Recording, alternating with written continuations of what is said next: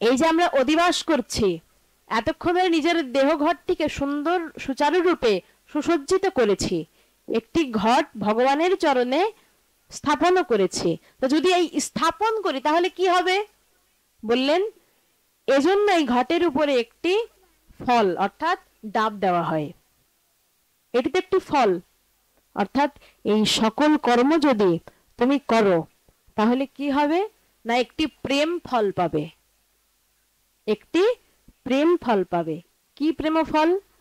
যদি তুমি তোমার দেহ ঘরটিকে ভগবানের সেবা ভাবনায় প্রেম আরতিতে উৎকণ্ঠার দ্বারা ভগবানের সেই দিব্য মাঙ্গলিক চিহ্নাদি দ্বারা চিহ্নিত করে দীনতার সহিত নিজের ইন্দ্রিয়গুলোকে নিম্নগামী করে একবারে ভগবত মুখী করে যদি তুমি সকল ক্রিয়াদি সমর্পণ করো তাহলে একটি প্রেম ফল পাবে। কি হবে না তোমাকে আর এই জন্ম মৃত্যু আবর্তনশীল জগতে আর পরিভ্রমণ করতে হবে না, তুমি সর্বদা আমার চিন্ময় লোকে চলে আসবে। এটি হবে তোমার সেই কাঙ্ক্ষিত প্রেম ফল।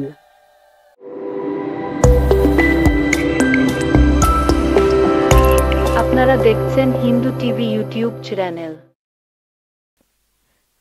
এই কলিযুগের পূর্বে যে সকল যুগ আমাদের সামনে উপস্থিত হয়েছে, কোন যুগে কি শোনা গিয়েছে যে কোন ভগবান তার ভক্তের জন্য ক্রন্দন করেছে? আজ পর্যন্ত কোন ভক্তির জন্য কোন ভগবান মার খেয়েছে এ কথাও কি কোন ইতিহাসে আছে? শুধুমাত্র আমাদের পরম করুণার ঠাকুর, পরম মঙ্গলময় ঠাকুর, করুণা সিন্ধু ঠাকুর, সেই পতিত পাবন গৌর হরি একমাত্র জীবের উদ্ধারের জন্য ক্রন্দন করেছে। কিন্তু আফসোস, আমরা এত করুণার ঠাকুর পেয়েও আমরা তার শ্রীচরণকে আশ্রয় করতে পারলাম না, তার সেই চরণকে আমাদের মননের সঙ্গে যুক্ত করতে পারলাম না। এটি হচ্ছে আমাদের মানব জীবনের সবচেয়ে বড় আফসোস। তাই আমাদের এই আফসোসটুকুকে আগে দূর করতে হবে, এই আফসোসটুকু আগে আমাদেরকে দূর করতে হবে। তাই বললেন যে অমান জীবে দয়া নামে রুচি বৈষ্ণব সেবন ইহা বই আর ধর্ম নাহি সনাতন। সুতরাং এই তিনটি যদি কেউ সুন্দরভাবে পালন করতে পারে তাহলে আর সাধন ভজনের কোনো বাকি থাকে না। এবং মহাপ্রভু ইহাও বলিয়া গিয়াছেন যে যে ব্যক্তি মহাপ্রভুর এই তৃতীয় সংখ্যক শ্লোক শিক্ষাষ্টকের একদম হৃদয় ধারণ করে রাখবে, হৃদয় ধারণ বলতে কি বললেন, একদম নিজের জীবন পথে সেই তৃতীয় সংখ্যক শ্লোকটি কাজে লাগাবেন, কি হবে, তার আর কখনো বৈষ্ণব অপরাধের ভয় থাকবে না। অর্থাৎ সেই ব্যক্তি আর কোনোদিন বৈষ্ণব অপরাধের সম্মুখীনই হতে পারবে না। কিভাবে না, যদি অমানিনকে মান দিই আমি তাহলে কারোর চরণে তার অপরাধ হওয়ার সুযোগ থাকে না, থাকে কি? যদি আমি প্রত্যেককেই সম্মান করি তাহলে কেউ আমার প্রতি রুষ্ট হোক সেটা তো কখনো সম্ভব হয় না, হয় কি? তাই মহাজনগণ বললেন যে ব্যক্তি মহাপ্রভুর শিক্ষাষ্টকের এই তৃতীয় সংখ্যক শ্লোকটি নিজের হৃদয়ে ধারণ পূর্বক নিজের জীবন পথ ওই আঙ্গিকে পরিচালনা করবে তার জীবন সাধন ভজন সর্বোচ্চ স্তরে উন্নীত হবেই হবে, হবেই হবে, এখানে কোনো প্রকার সন্দেহ নেই। মহাপ্রভু হচ্ছেন কেমন বললেন, দিনের প্রভু দেন অপমান, ধনী কুলীন বিদ্বান পণ্ডিত করেন অভিমান। অর্থাৎ মহাপ্রভু দিনের, অর্থাৎ যিনি নিজ প্রেম ভক্তির দ্বারা সর্বদাই নত থাকে সেই দিন ব্যক্তিকে মহাপ্রভু এতটাই সম্মান করেন, এতটাই ভালোবাসেন যে ধনী কুলীন বিদ্বান পণ্ডিত যারা আছেন তারা সকলে অভিমান করেছে, প্রভুর চরণে তারা হাহাকার করছে, প্রভু তোমার একটু ভালোবাসা পাবো বলে আমরা সমস্ত জ্ঞান অর্জন করেছি, সমস্ত জ্ঞান আমরা নখদর্পণে এনেছি, শুধুমাত্র তোমার একটু স্নেহ, তোমার একটু আশীর্বাদ কণা আমরা পাবো বলে, তা তুমি দিনের কেন এত অভিমান, এত স্নেহ করো কেন? মহাপ্রভু যেন বলতে চাইলেন যে দিনের মধ্যে যে সরলতাটুকু আছে, যখন তুমি তোমার বিদ্যার অহংকার করবে, তখন সেই অহংকারের মধ্যে সরলতাটি আর স্থান পাবে না। এজন্যই আমার প্রিয় একান্ত ভক্ত হচ্ছে আমার সেই প্রেম ভক্তিতে পরিপূর্ণ সেই প্রিয় ভক্ত। তা ঘট তৈরিতে আমরা 5টি উপাদান ব্যবহার করেছিলাম, ক্ষিতি, অব, তেজ, মরুদ এবং বোম। এবং আমাদের এই মানব শরীর তৈরিতেও এই 5টি উপাদান গঠিত হয়েছে। তাই বললেন যে এই কুঞ্জ মন্দিরে শুধুমাত্র ওই জড় উপাদানগুলো ব্যবহৃত হচ্ছে, এইখানেই সীমাবদ্ধ রেখো না, এই জড়ের মধ্যে চেতনকে খুঁজে বের করো। এই জড়ের মধ্যে বাস্তবিক যে চেতনা বা যে দিকদর্শন, সেই দিকদর্শনকে তুমি একটু খুঁজে বের করার চেষ্টা করো। তা বললেন পুণ্য ঘট করো স্থাপন। শূন্য ঘট কিন্তু দিতে বলেনি, বলেছে কি অধিবাসী পর্বের যে কীর্তন লীলা, সেখানে বলা হয়েছে যে পুণ্য ঘট করো স্থাপন।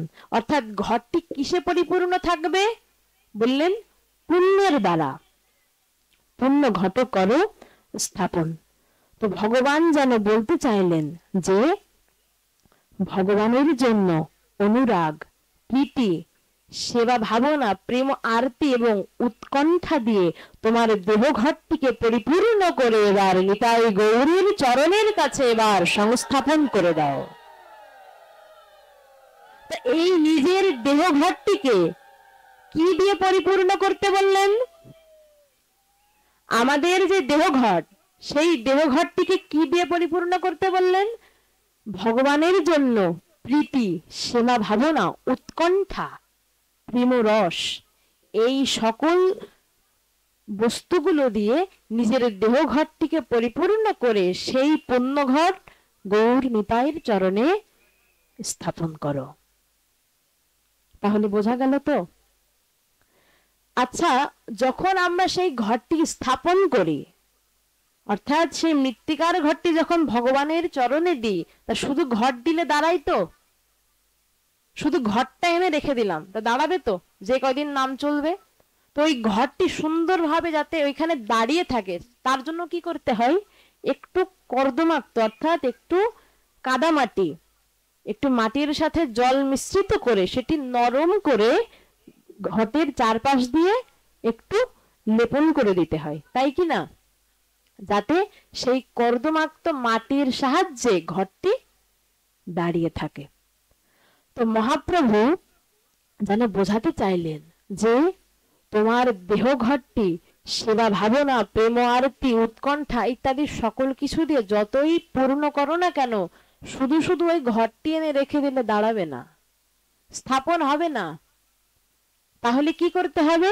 বললেন যদি তোমার দেহ ঘরটিকে ওইখানেই স্থাপিত করে রাখতে চাও, তাহলে তার জন্য প্রয়োজন সেই কর্দমাক্ত মাটির মতন দীনতা। সেই কর্দমাক্ত মাটির মতন দীনতা প্রয়োজন। সেই কর্দমাক্ত মাটি ভিন্ন যেরূপ ঘরটি দাঁড়ায় না, তদনুরূপ দীনতা ছাড়া যতই তুমি সেবা ভাবনা, প্রীতি, উৎকণ্ঠা, প্রেম রস দিয়ে নিজের দেহ ঘটকে পরিপূর্ণ করো না কেন, সেই ঘট স্থায়ী হবে না, দাঁড়াবে না, পড়ে যাবে। সেই ঘট প্রভুর চরণে আর থাকবে না। তাই বললেন যে এখানে দীনতার প্রয়োজন রয়েছে। নিজের দেহ ঘরটিকে সেবা ভাবনা, প্রেম, আরতি, উৎকণ্ঠার দ্বারা যতই পরিপূর্ণ করি না কেন, যদি আমার মনের মধ্যে অভিমান থেকে যায় যে আমি বড় পাঠক, আমি বড় কীর্তনিয়া, আমি বড় সঙ্গীত শিল্পী, আমি বড় পুরোহিত, আমি বড় উদ্যোক্তা, বা আমি ধনী কুলীন বিদ্বান পণ্ডিত যদি এরূপ কোনো অভিমান যদি মনের মধ্যে গেঁথে যায়, তাহলে সেই ঘট আর দাঁড়াবে না, সেই ঘর দাঁড়াবে না, কারণ ওইখানে সেই জটিলতা রয়ে যাবে। আর মহাপ্রভু সরল ভক্তকে বড্ড পছন্দ করেন, তিনি সরল ভক্তকে অত্যাধিক স্নেহ করেন। তো একবার কি হয়েছে, একটি গ্রামে একজন ভক্ত রঘুবীর শ্রী রামচন্দ্রের একনিষ্ঠ ভক্ত, অর্থাৎ তার চলতে ফিরতে শ্রবণে নিদ্রায় বচনে প্রত্যেকটি বাক্যে বাক্যে রঘুবীর অর্থাৎ শ্রী রামচন্দ্র, তার আরাধ্য দেব হচ্ছে শ্রী রামচন্দ্র। এবং তাকে যদি কোনো প্রকার কোনো কথা জিজ্ঞাসা করা হয়, তার উত্তর হয় যে আমার রঘুবীর জানে, আমার শ্রী প্রাণনাথ জানে। অর্থাৎ তিনি রঘুবীর বলতে এতটাই পাগল যে তিনি রঘুবীর ভিন্ন কোনো কথা তিনি বলেন না। তো একবার কি হচ্ছে, সেই ভক্তের গৃহে একটি কন্যা ভারগ্রস্ত ছিল।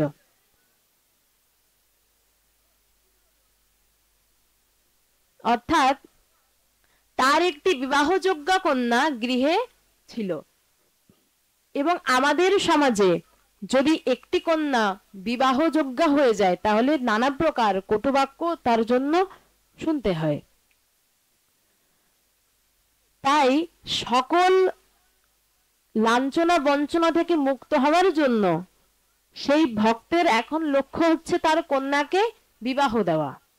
কিন্তু তার গৃহে বিবাহ দেওয়ার মতন যথোপযুক্ত ধন সম্পদ নেই, এবং তাই ভাবলো যে তার গৃহে কিছু সম্পদ ছিল, কিছু স্বর্ণের সম্পদ ছিল, সেই সম্পদগুলো সে স্বর্ণকারের কাছে গিয়ে বন্ধক রেখে কিছু টাকা ধার নেবে এবং সেই টাকা দিয়ে তার কন্যার বিবাহ সম্পাদন করবে। তাই তার ভাবনা অনুযায়ী সেই সম্পদগুলো নিয়ে সেই শেখরার কাছে গিয়েছেন এবং সেই স্বর্ণের জিনিসগুলো বন্ধক রেখেছেন। তিনি এতটাই সরল ভক্ত যে যে আমরা যখন কোনো স্বর্ণের জিনিস বন্ধক রাখি কি করি, আগে সেটি ওজন করে নিই না, মেপে রাখি, আবার যখন সেটি নিই আবার সেটি ওজন করে মেপে নিই। তিনি এতটাই সরল ভক্ত যে সেই স্বর্ণের জিনিসটি বন্ধক রাখবার সময় তিনি মেপে দেখলেন না। সেই স্বর্ণকার তাকে বললেন, তুমি দেখবে না এখানে কতটুকু সোনা আছে? তখন সেই ভক্ত বললেন, আমার রঘুবীর জানে কতটুকু সোনা আছে, আমার জেনে কি প্রয়োজন। অর্থাৎ তার এতটুকু সুস্থিতি ছিল নিজের মনের মধ্যে। তো যথাসময়ে সেই অর্থ দিয়ে তার কন্যার বিবাহ সম্পাদন হয়েছেন এবং কিছুদিন পরে সেই ব্যক্তি যেই টাকাটি সে ধার নিয়েছিল সেই টাকা পরিশোধ করেছে। এবং পরিশোধ করলে সেই স্বর্ণকার কি করেছে, তখন তার মনে একটু দুষ্টু বুদ্ধি কাজ করেছে যে এই ব্যক্তি তো সরল, আর তাহলে আমি এর কাছ থেকে টাকা নিয়ে এর নামে মামলা করে আবারও টাকা নেব, কারণ মামলা করবে যে আমার এখনো টাকা দেয়নি। তো এই ভেবে সে টাকা তো নিয়েছে কিন্তু খাতায় লেখেনি। অর্থাৎ যেদিন সেই স্বর্ণের জিনিসটি বন্ধক রেখেছিল সেটি খাতায় লিপিবদ্ধ করেছিল, কিন্তু যেদিন টাকা ফেরত নিল সেটি আর খাতায় লিখলো না। এবং বেশ কয়েকদিন পরে সেই স্বর্ণকার কি করলো, মামলা করলো, সেই ভক্তের নামে মামলা করলো যে আমার পাওনা টাকা যথাসময়ে দেয়নি, এজন্য আমি এর নামে মামলা করলাম। তো যথা নিয়মে সেই ভক্তকে কোর্টে ডাকা হয়েছে। তো কোর্টে ডাকা হলে সেই জজ সাহেব যখন জিজ্ঞাসা করছে ভক্তকে, তুমি কি টাকা দিয়েছো? বলছে, হ্যাঁ আমি তো টাকা দিয়েছি, একটু কিছুদিন দেরি হয়েছিল বটে কিন্তু টাকা তো আমি দিয়েছি। তখন স্বর্ণকার বলছে, কই আমাকে তো টাকা দেয়নি, টাকা দিলে তো লেখা থাকতো, প্রমাণ থাকতো, যেহেতু আমি টাকা দেওয়ার সময় লিখেছি নেওয়ার সময় তো লিখবো, সে আমাকে টাকা দেয়নি। তো এইভাবে এরূপ কথোপকথন হতে হতে হতে হতে ওই দিনের মতন কোর্টের সময় শেষ হয়ে গিয়েছে। এবং সাধারণত যে ব্যক্তি সত্য কথা বলে তার চোখ মুখ দেখলেই বোঝা যায় যে সে সত্য কথা বলছে। তো জজ সাহেব বুঝতে পেরেছেন যে এই ভক্ত সত্য কথা বলছে, তো যখন সে এবং তার যে অ্যাসিস্ট্যান্ট একসাথে বসে আছে, তখন জজ সাহেব বলছেন, দেখো আমার মনে হচ্ছে এই ব্যক্তিটি নির্দোষ, সত্য কথা বলছে। এই স্বর্ণকর হয়তো কোনোভাবে একে ফাঁসাচ্ছে, কারণ একে দেখে আমি বুঝতে পেরেছি। তুমি একটু যাও না, একটু খোঁজ নাও না, ওর গ্রামের দিকে একটু যাও। ও একবার কথার মধ্যে বলেছিল যে ওর সাক্ষী নাকি রঘুবীর। অর্থাৎ যখন কোর্টে জিজ্ঞাসা করা হয়েছিল তুমি যে টাকা দিয়েছো এর কোনো প্রমাণ আছে, তখন সেই ভক্ত বলেছিল আমার সাক্ষী আছে একজন। বললেন কে? আমার রঘুবীর একমাত্র সাক্ষী। তাই জজ সাহেব বললেন, আচ্ছা তুমি ওর গ্রামে গিয়ে এই রঘুবীরকে একটু নিয়ে এসো তো, এই রঘুবীর কোথায় আছে। তখন সেই জজের কথা অনুযায়ী তার অ্যাসিস্ট্যান্ট গিয়েছে। সেই অ্যাসিস্ট্যান্ট একটি লোক পাঠিয়েছে, পেয়াদা পাঠিয়েছে তার গ্রামে, এবং পুরো গ্রাম তার খোঁজা হয়ে গিয়েছে, কারণ ওই গ্রামে রঘুবীর তো কেউ নেই, রঘুবীর নামে কোনো মানুষ ওই গ্রামে নেই। সব জায়গায় খুঁজছে, এমনকি তার পাশের গ্রামেও খুঁজেছে, কিন্তু কোনো জায়গায় রঘুবীরের কোনো সন্ধান তিনি পেলেন না। এবং সারাদিন ঘোরার পরে যখন গোধূলি লগ্নে সে একটি মন্দিরের সামনে এসে দাঁড়িয়েছে, আর সাধারণত সন্ধ্যাবেলা ভগবানকে আরতি প্রদর্শন করতে হয়, তো সেই নিয়মে সেই মন্দিরের পুরোহিত বলছেন যে আচ্ছা যা তো, রঘুবীরের আরতির সময় হয়ে গিয়েছে, একটু আরতির সরঞ্জামগুলো গুছিয়ে দে। তখনই ওই পেয়াদার টনক নড়েছে যে এই তো মনে হয় তাহলে সেই রঘুবীর, যেই রঘুবীরকে আমি খুঁজছি, সারাদিন খুঁজে পেলাম না, হয়তো এখানেই কোথাও আছে। তখন সেই পুরোহিতকে জিজ্ঞাসা করছে, পেয়াদা মানুষ তো অতটা বোঝে না যে রঘুবীর আসলে কে, মন্দিরে কি হয় না হয়, অতটা কিছু বোঝে না। তো পুরোহিতকে জিজ্ঞাসা করছে, আচ্ছা এই রঘুবীর কোথায় আছে। তখন পুরোহিত বলছে, ওই দেখো মন্দিরের মধ্যে সিংহদ্বারে দিয়ে যাও, দেখো একদম আছে, তুমি গেলেই দেখতে পাবে। বলছে তুমি একটু নিয়ে চলো না, আমি একটু ব্যস্ত আছি, পারবো না। তখন সেই পেয়াদা কি করেছে, নিজে নিজেই যাচ্ছে মন্দিরে, এবং মন্দিরের মধ্যে যখন সিংহদ্বারে প্রবেশ করেছে, বড় আশ্চর্যের কথা কি যে বলি, স্বয়ং রামচন্দ্র, সেই রঘুবীর রাজীব লোচন স্বয়ং রামচন্দ্র একটি বৃদ্ধের বেশ ধরে সেই পেয়াদার সামনে এসে দাঁড়িয়েছে। একটি বৃদ্ধের বেশ ধরে সেই পেয়াদার সামনে এসে দাঁড়িয়েছে, এবং তাকে বলছেন যে তুমি কি আমাকেই খুঁজছো, আমি রঘুবীর, তুমি বলো তোমার কি বলতে হবে। তখন সে পেয়াদাটি সকল কথা খুলে বলল এবং জিজ্ঞাসা করলো, তুমি কি সাক্ষী আছো নাকি। তখন রঘুবীর বললেন, হ্যাঁ আমি সাক্ষী আছি তো, আমি ছিলাম যখন টাকা দিয়েছিলাম, আমি ছিলাম, আমি যাব কালকে, আমি যথাসময়ে কোর্টে যাব, যে আমি সাক্ষী দিয়ে আসব। তখন সে একটু নিশ্চিন্ত মনে তার গন্তব্যস্থলে ফিরে গেলেন, এবং পরবর্তী দিনে যথাসময়ে যখন জিজ্ঞাসাবাদ চলছে, তখন এক পর্যায়ে জজ সাহেব বলেছেন যে এই ব্যক্তির সেই সাক্ষী কোথায়, সেই রঘুবীর কোথায়। যখন রঘুবীর কোথায় বলেছেন, তখন স্বয়ং রামচন্দ্র, সেই রাজীব লোচন, সেই কুলপতি সীতাপতি শ্রীরামচন্দ্র, তখন স্বয়ং কোর্টের মধ্যে তিনি প্রবেশ করেছেন একটি বৃদ্ধের বেশ ধরে। এবং যেখানে ভগবান থাকেন সেখানে পরিবেশ কখনো সাধারণ থাকতে পারে না। যেখানে ভগবান এবং ভগবানের ভক্ত থাকেন সেখানে পরিবেশটি সুন্দর, সুস্নিগ্ধ, সুনির্মল হয়ে যায়। কেন? এজন্য শাস্ত্রে মহাজন বলেছেন যে যদি হরি কথা শুনতে হয় তবে সৎসঙ্গ মাঝে, সাধু মুখে হরি কথা শুনতে হবে। কি বললেন? সৎসঙ্গ মাঝে। সৎসঙ্গ মাঝে কেন বললেন? বললেন এই বিশ্ব বসুন্ধরাতে স্নিগ্ধতা আলোক প্রদর্শন করবার জন্য লক্ষ কোটি তারার প্রয়োজন হয় নাকি একটি পূর্ণ শশীর প্রয়োজন হয়? লক্ষ কোটি তারার প্রয়োজন হয় নাকি একটি চাঁদের প্রয়োজন হয়? একটি চাঁদ হলে আর লক্ষ কোটি তারার কোনো প্রয়োজন থাকে না। তাই শাস্ত্র বললেন যে তুমি সৎসঙ্গে সাধু মুখে হরি কথা শুনবে, তাহলে কি হবে? বললেন সেই সৎসঙ্গে, সেই সাধু সঙ্গে যদি কোনো একটি কোনায় যদি নিষ্কিঞ্চন ভজন অনুভব বেদ্য যদি কোনো মহাত্মা থাকে, তার ভজন রসের দ্বারায় পুরো পরিবেশ স্নিগ্ধ সুন্দর সুশীল হয়ে যাবে।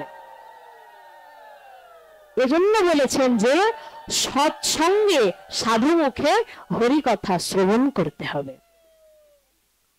তা ভগবান যেখানে প্রবেশ করে সেখানে তো শান্ত থাকতে পারে না। যখনই ভগবান তার প্রথম চরণটি ভিতরে প্রবেশ করিয়েছেন, তখনই পুরো কোট যেন আলোকিত হয়ে গিয়েছে, পুরো সভা যেন একটি স্নিগ্ধ মনোরম পরিবেশ হয়ে গিয়েছে। মানে এতটাই স্নিগ্ধ আলোক দুটি যে মনে হচ্ছে না যে এটি কোনো সাধারণ মানুষ, মনে হচ্ছে না এটি কোনো সাধারণ মানুষ। এবার আস্তে আস্তে সেই বৃদ্ধের বেশ ধরে স্বয়ং রঘুবীর রামচন্দ্র কাঠগড়ায় উঠেছেন।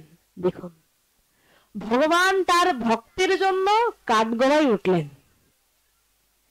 এবার তাকেও জিজ্ঞাসা করা হলো যে আপনি কি সাক্ষী ছিলেন? রঘুবীর সাক্ষী দিলেন যে হ্যাঁ, আমি জানতাম, আমি সেখানে উপস্থিত ছিলাম। এই ভক্তটা, এই ব্যক্তি স্বর্ণকারকে টাকা দিয়েছিল এবং যথা নিয়মে বিচার শেষ হয়ে যাওয়ার পরে সকলে যখন কোর্ট থেকে প্রস্থান করছেন, সর্বশেষে দাঁড়িয়ে আছেন সেই রঘুবীর রামচন্দ্র বৃদ্ধের বেশে। তখন জজ সাহেব পিছন থেকে দাঁড় করিয়েছেন, দাঁড়ান, আপনি অনুগ্রহপূর্বক ওখানে দাঁড়ান। এবার স্বয়ং নিজের সেই উচ্চ আসন থেকে নেমে এসে জজ সাহেব তার চরণে লুটিয়ে পড়েছে। সেই রঘুবীরের বৃদ্ধের বেশি সেই রঘুবীরের চরণে লুটিয়ে পড়েছে এবং বলছেন যে আপনি কে?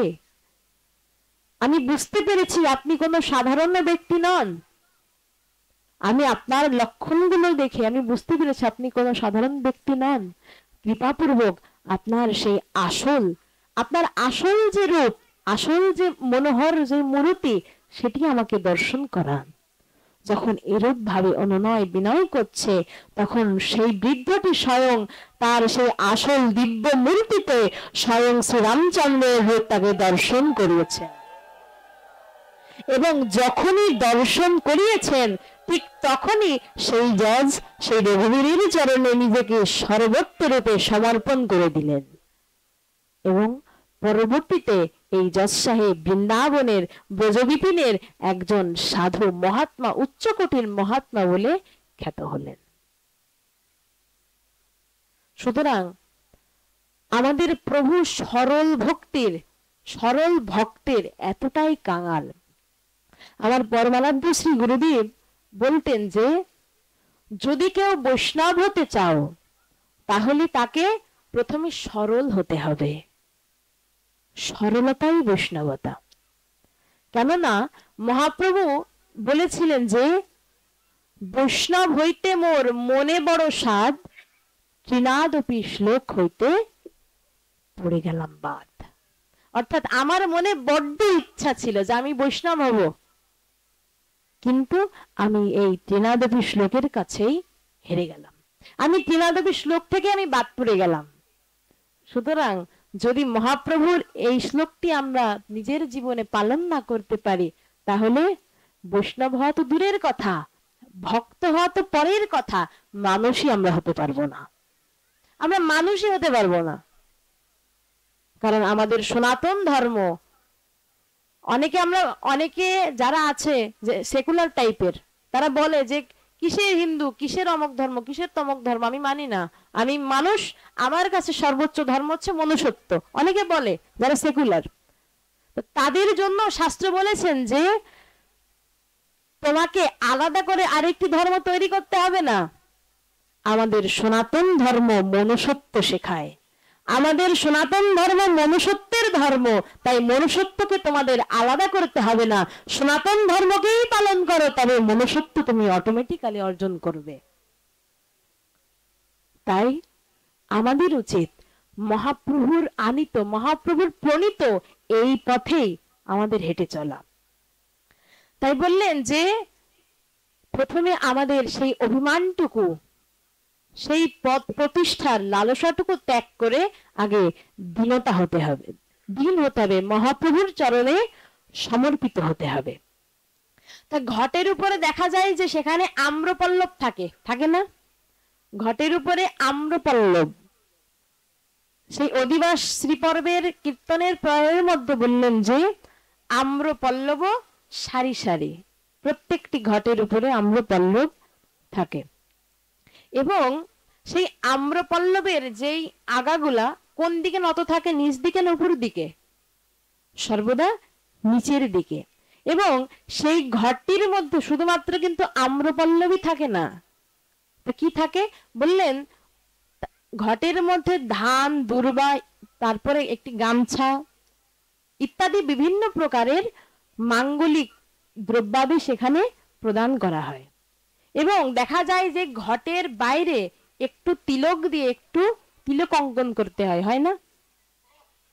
তো শাস্ত্র বললেন যে এই যে সকল বস্তুগুলো, যে সকল দ্রব্যগুলো এখানে ব্যবহৃত হলো, এগুলো কোনো সাধারণ কোনো জিনিস নয়, এগুলো কোনো সাধারণ বা জড় বস্তু নয়। এগুলো কি? এগুলো হচ্ছে স্বয়ং ভগবানের সেই চিন্ময় ধামের থেকে প্রণীত, সেই অপ্রাকৃত ভগবানের ব্যবহৃত সকল দ্রব্য। এই যে আমাদের মালা, তিলক, চন্দন, এগুলো কিন্তু কোনো সাধারণ বস্তু নয়, এগুলো কিন্তু আগে ছিল না।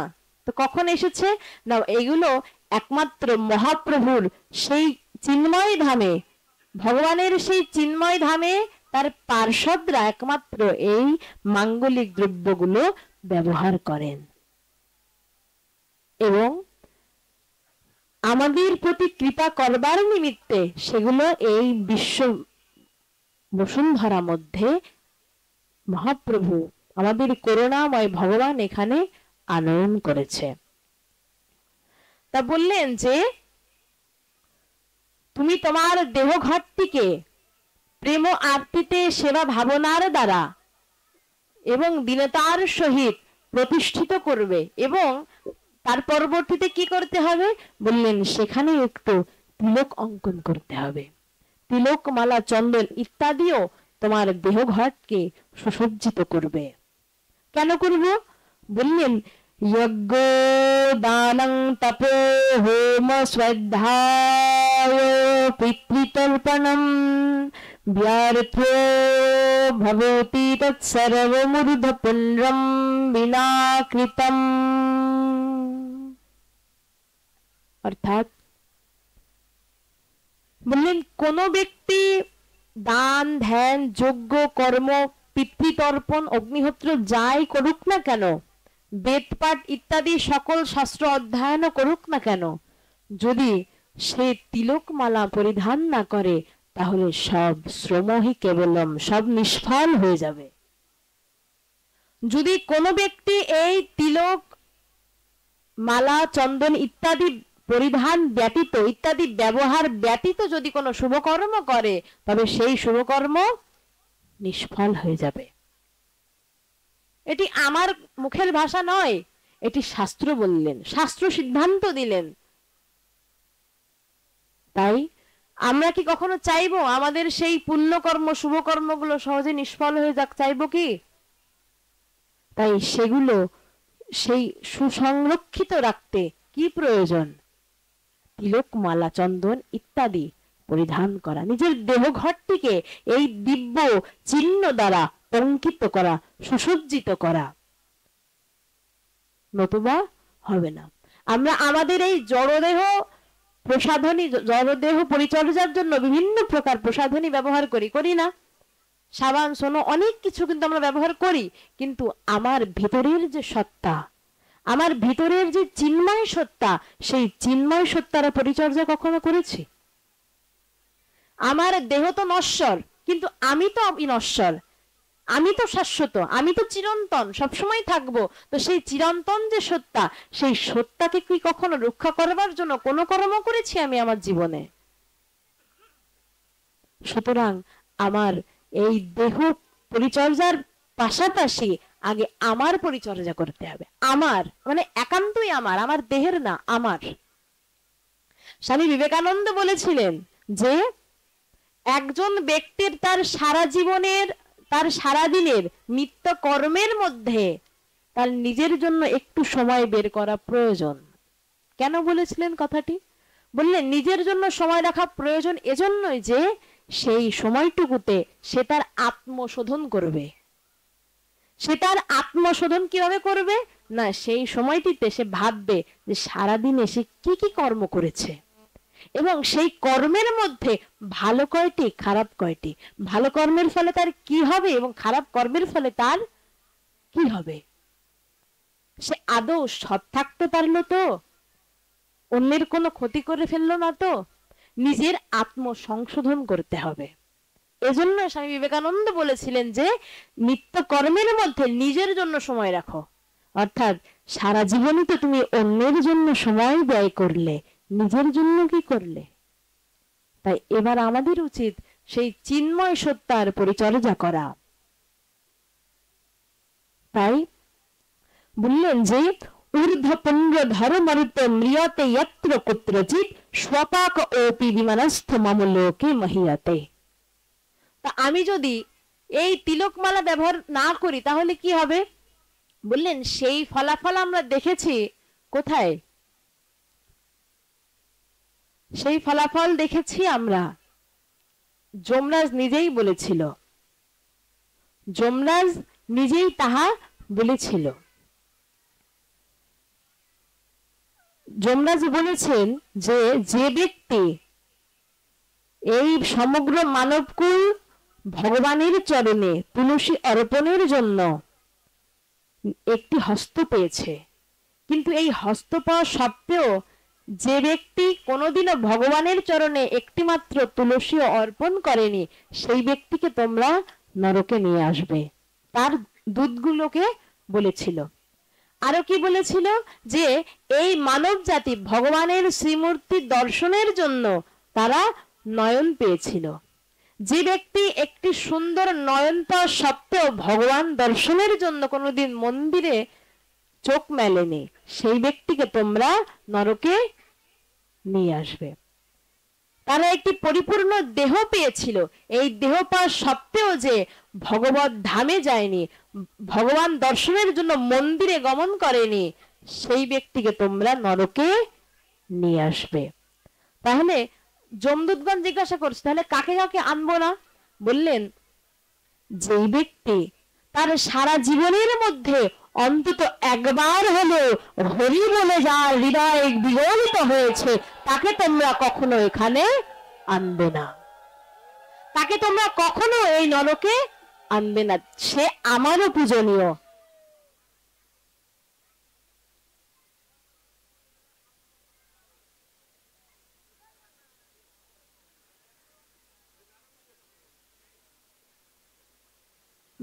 যমরাজ বললেন যে সেই ভক্ত আমারও পূজনীয়, তাকে আমি নিজেও সম্মান করি।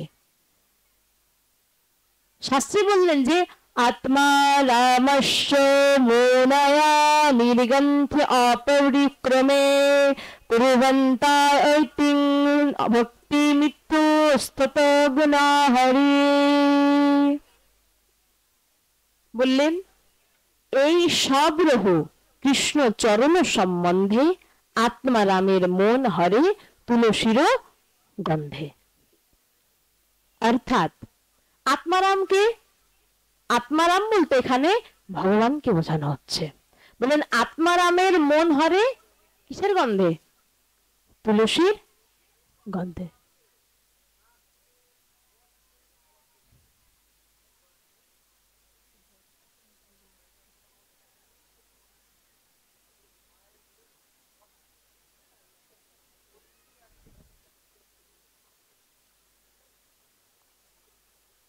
জয়নিতাই।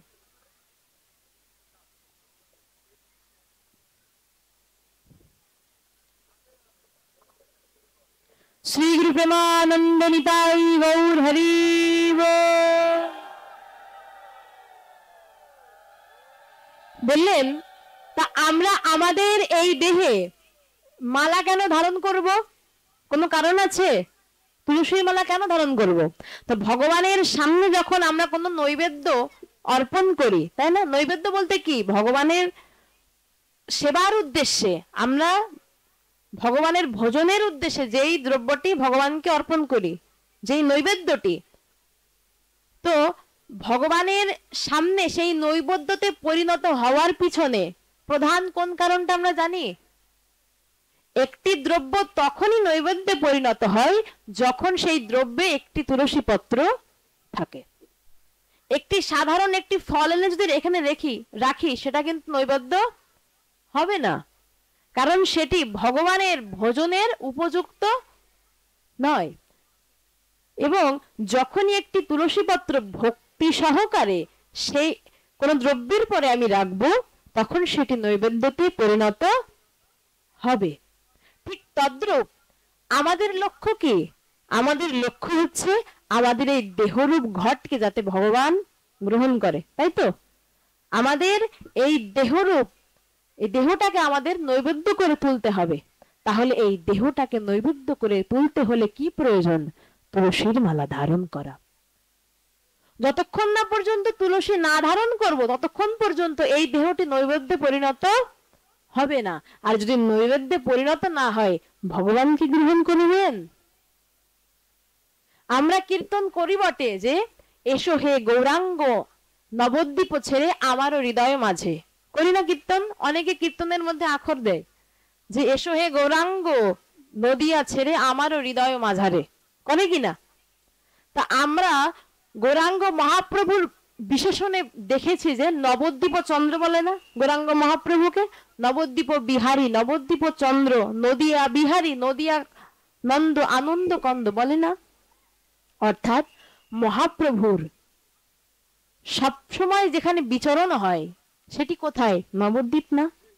নবদ্বীপ ছেড়ে তিনি কোথাও কি যান? অর্থাৎ একজন ব্যক্তি, সাধারণের কথাই বলি, একজন ব্যক্তি একটি স্থান কখনোই ত্যাগ করবেন না। কখন? যখন ছেড়ে তার প্রিয় স্থান হবে। প্রিয় স্থান কখনো কেউ ত্যাগ করতে চায় না। এজন্য যদি মহাপ্রভুকে সেই নবদ্বীপ ছেড়ে আমার হৃদয় মাঝে আসতে হয়, তাহলে নবদ্বীপ থেকে আমার হৃদয় নবদ্বীপ বানাতে হবে। আমার হৃদয়টিকে উৎকৃষ্ট বানাতে হবে কিনা? যদি আমার হৃদয়কে উৎকৃষ্ট না বানাতে পারি, আমার হৃদয়কে যদি নবদ্বীপ সম না করতে পারি, মহাপ্রভুকে সেই নবদ্বীপ ছেড়ে আমার এই কলস হৃদয়ে আসবে? তাই আমাদের সেই আগে নৈবেদ্য হতে হবে। ভগবানের চরণে সমর্পিত হতে হলে আগে সেই দেহটাকে আগে পরিপূর্ণ করতে হবে, প্রেম ভক্তি দ্বারা সুন্দরভাবে সুসজ্জিত করতে হবে।